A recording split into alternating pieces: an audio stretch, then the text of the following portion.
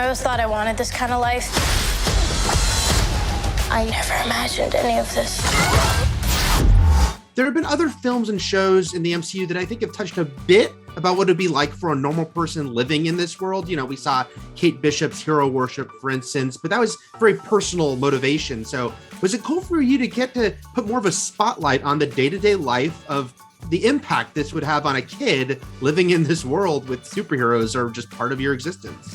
Yeah, I think it's actually really more a reflection of the time we're in. You know, the MCU, having had the enormous cultural impact it's had over a decade at this point, has created the kind of fandom that I think a show like this can now reflect. A show like this can hold a mirror up to the impact that the MCU has had. You know, the kind of meta nature, the self-reflexive nature of the show. It's not lost on me. Yeah, it was amazing to have that world building aspect that the MCU does so well, and allowing us to tell that smaller story. Actually, it started like a very grand story of a teenager that is Pakistani Muslim, you know, having those teenage issues, searching for herself, searching for her own identity inside that larger MCU life, and all of a sudden she has powers. I've been on Loki, I've been on a giant world building, we're already inside this world that exists kind of show before, and which was incredible and I loved it. But the joy of this one is I myself am a fan. I know what fandom is and nerddom is because I have been one my whole life.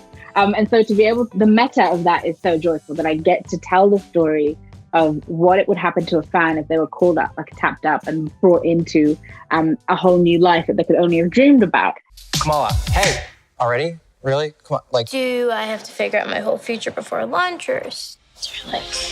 Let me ask about the role of the Department of Damage Control. You know, they have a different role in the comics. We've seen them now a couple times. Spider-Man No Way Home, you've got Cleary back. Can you say anything about their ongoing role here and how you sort of perceive them?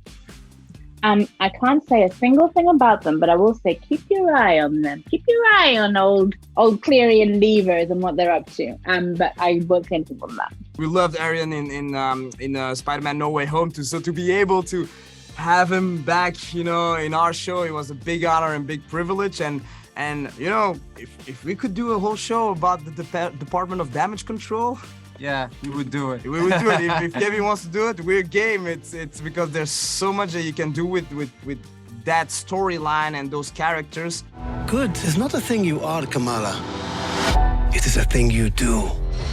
I loved that AntMan was our source for that big battle, because I think that had been a question fans had asked: how do people know what happened? Who came up with that idea? We got an answer for you, baby. We got it.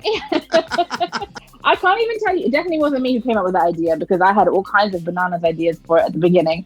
And that was one of the moving parts that we had a lot of the time, because also while you're in process making a show, other shows at Marvel are going out, other movies are going out. So if something changes, it's like, oh, can we use that to answer a question in our show? And so you're adapting that piece as time goes on, elements like that in terms of the interconnectivity. I was obsessed with Ant-Man for a very long time, which is why you'll see in further episodes how that comes into play. And the fact that that's the solution just makes my heart sore. And I'm desperate to be like, Kevin, please let me write the podcast and call Paul Rudd. I bet we can get him to do it. Yes. I bet you anything he'd record a podcast for us. I always wanted this kind of life. And I think I have this bangle for a reason, but I don't know if I'm ready for this.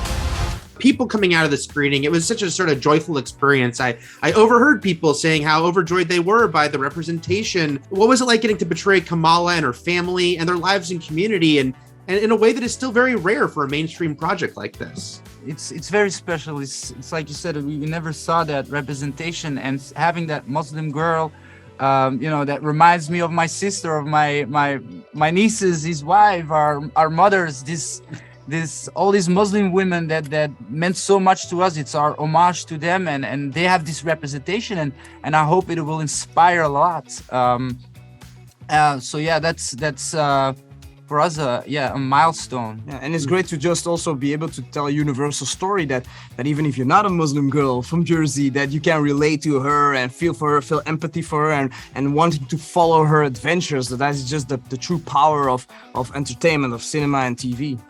I'm a superhero.